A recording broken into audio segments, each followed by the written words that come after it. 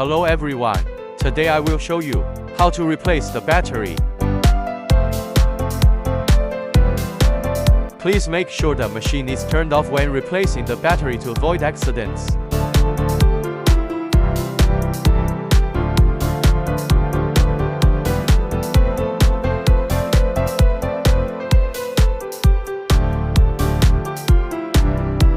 Place the new battery in the battery compartment.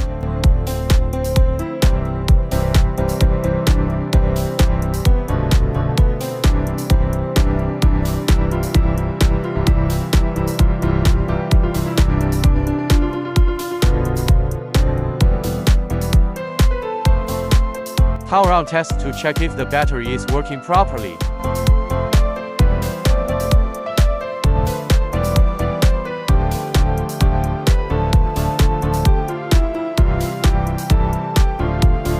Thanks for watching. See you next time.